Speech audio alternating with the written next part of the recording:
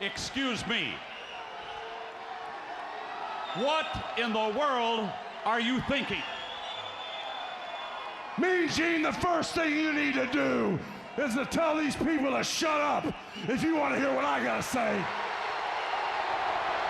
What up, y'all? KMB the Sexy Ninja in the place to be for a Paper Saber universe, and this is the New World Podcast, brother. We're talking about Dynamite, January 17th, 2024, and the year to date of when we lost Jay Briscoe. I cannot believe it. It's been a year.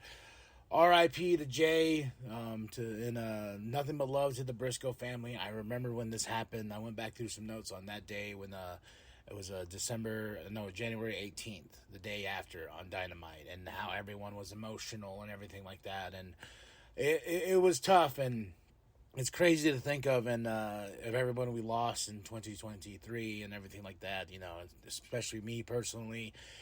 It was sad, but I when I looked at the date, I was like, oh, wow, a whole year. That's insane how long this has been going on. But no, you know what I mean. So, but yeah, nothing but love to the Briscoe family. We have Excalibur, Taz, Ian Riccaboni on commentary, which I'm always happy for Ian Riccaboni. I want more of Ian Riccaboni. We're in North Charleston.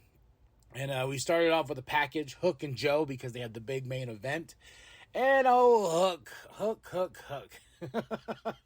Used the line, well, who the fuck am I anyway? I'm like, oh, little jab, okay, all right, And I gotta say, this is the difference between WWE and this is the difference between AEW. When Jinder had his match, he lost. It was a little sloppy, but there was moments in that match where I was like, I thought Indus was going to help him. I was like, okay, but there was no mention of Hook. There was no mention of like taking a shot. This one over here on the hand with AEW is like they start this package and then they had that line was there for a reason. Tony's like, all right, Hook, you're going to say, who the fuck am I anyway? And we'll show them. Oh man, gotta love it.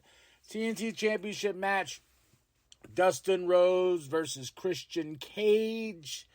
A little bit of help with Nick, a little, and everything like that, but Christian Cage got the win.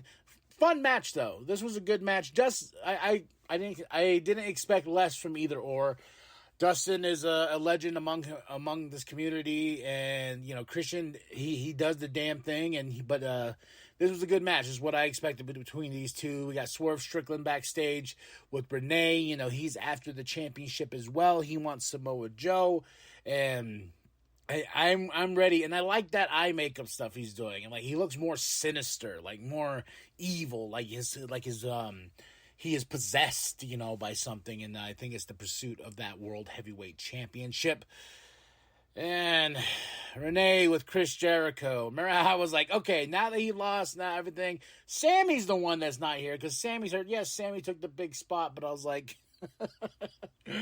oh, let's just keep Jericho off TV, let him figure out his shit, and let's just go from there, right? No, Jericho's here, and then Matt Sydal interrupts, and sets up a match between him and Jericho at Rampage this Friday, so we still got Jericho, but Sammy's out now due to injury.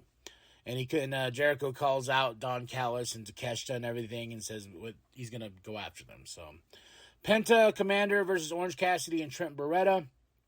What do you not expect from these four? It was a hell of a match. Like, great spots. This is the stuff we come to love. This is the type of stuff you go to Pro Wrestling Guerrilla to go watch in the small room, the venue, This is AEW at its finest. But after Orange Cassidy and Trent Beretta got the ring, and Chuck is back, but Chuck has an injury still, so he was there, though. Undisputed Kingdom came out. Roderick Strong getting in the face of Orange Cassidy, telling him to take off the damn glasses. But Roderick, he wants that international championship. And Orange Cassidy's like, let's do it right here and now. And Roderick's like, Orange! Not here at Revolution. So that's a big match. And I think Roderick's going to take it. Hell or high water. I don't know what that means, but I just came out. I think he's going to get that championship off Orange Cassidy, and then the Undisputed Kingdom will be dripping gold, brother. Renee's with Adam Page. He's angry. He's mad. He wants championship gold as well. So, and he says 2024 is the Cowboy era of him getting a championship this year. Next up, emotional Mark Briscoe, and with the Briscoe family coming out, Jay's daughter and everything like that. And then we got a really beautiful Jay tribute. But this, you can hear it in Mark's voice, telling us, how Jay was lost in the car crash and everything like that, and his daughter was told, she wasn't gonna walk again, and she, and they said, Mark hyped up the crowd and said, nope, we them boys, we get back up, we fight, and beautiful moment. Then just a really nice video package, and also too with the Kingdom are rocking armbands as well for Jay. It was a nice tribute, so it definitely got some tears in my eyes for that. R.I.P. Jay Briscoe, we love you. Young Bucks, more like young executives with Renee. They tell her it's like Matt and Nick. They're like, no, you're gonna call us by our names. We're part of this company. I'm Nicholas, and he's Matthew. With their little mustaches, bookstaches is what I'm gonna call them. But they're taking their roles in the company very seriously. Kind of jabbing at, do you believe what, us, Renee mentions the temper tantrums and stuff like that. You guys came out to Sting. Are you going to be facing Sting at Revolution? And they don't have to give answers. We got Buck Hills back here. And I like them as heels. I like to see what they can do, because they can be arrogant pricks when they are heels. And now they got the book stashes. they definitely can be, man.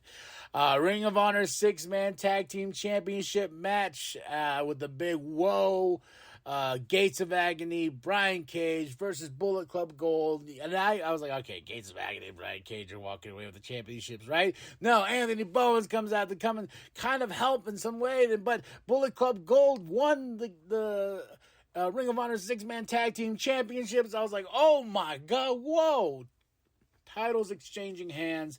Bullet Club Gold are champs for another company. Ring of Honor, but hey, I'll take it. I've been waiting for these guys to get something. I've been wanting them to be the Trios Championship, but after the big win, the Acclaim all come out with Daddy Ass and everything like that, and Anthony Bowens throws up the scissors. So are we going to get Bang Bang Scissor Gang? Or will we see these two teams battle for the trios and the 6-man championships at some point, maybe at Revolution? That would be awesome. Bullet Club Gold versus the Acclaimed. Let's get it on. Scissor me, or Bang Bang Scissor Gang. Adam Cole backstage with Wardlow cutting a promo, saying Wardlow's going to go after the gold. It's his time.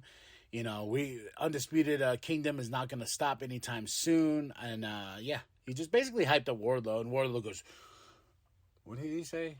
Bang, or whatever, bang, or what, I don't know. It's Wardlow. Anna Jay versus Deonna Purrazzo. I was a little tough on Deonna last week when I said I wasn't too impressed, and this match was okay. It's not like, and I explained it in the sense of when I saw Mariah May got in that ring, I was like, whoa, she's got something. Deonna, I'm still waiting to see, why is she such a big deal? And I still need to go back and watch matches of hers that are not in AEW. Maybe I'm missing something, but she's definitely going to be the next number one contender to face Toni Storm, and I think that's going to happen at Revolution. Toni Storm was on commentary with Lucer. Mariah was there as well. Renee gets in the ring and does an in-ring interview with Deonna, and saying she's racking up the wins here. Now she's 2-0, and if you had something to say to the champ, she's right there. And Toni Storm, great Toni Storm, gets on that mic as well. A little bit of a back and forth, and she's before that she was petting Ian Riccaboni. This is looking so uncomfortable. It was amazing. It was just some great stuff. I just like the fact that she was just petting him, and then she gets up, tits out, watch for the shoe, and she throws a shoe at Deonna Purrazzo. So we're definitely going to get these two at Revolution. I just feel it. Private Party versus Top Flight. Can't go wrong with these two, right? These two teams, Private Party coming back, Top Flight back in action, as they should be. We had a fun match here. Private Party got the win, but with a little bit of the holding on to the rope, so you know that this rivalry is not over. Action Andretti comes out, and we're not seeing, this is not the end. This is not the end of this feud. Sting and Darby package, talking about, I love you, you love me. Yeah, it's showtime. So and we're building all the way to Revolution March 3rd. Sting's last match. Who will his opponent be? Will it be the Bucks? And I just want it to be Darby. And they said something in here that was interesting. Darby's like, we want the tag team championships. And I was like, wait, what? So he can win it, then retire? And then we have the tag team championships, or is Ric Flair going to be taking on Darby, and Sting rides off in the distance, and Ric Flair and Darby are our AEW tag team champions? Yeah, I don't know, man. AEW World Heavyweight Championship, Samoa Joe versus Hook. It's here. It's commercial free. It's presented by DC's Suicide Squad, Kill the Justice League, the big video game. And I was like, oh, commercial free. And I looked, I was like, oh, there's only 9 minutes. We only got 9 minutes. Let's see what these two can do. And it was exactly what I thought it was going to be. Joe dominating for most of the match. And, man, he did this spot where he picked up Hook like a bag of potatoes, if you want to say. Picked him up and bam, into the announce table. It looked like he snapped his neck. Then he powerbombed him on the apron. That looked devastating. But Hook was not giving up. And I got to say, that comeback, though, made me believe in Hook a little bit more and made that crowd. Joe did his part. Joe made Hook look really good and really strong in this.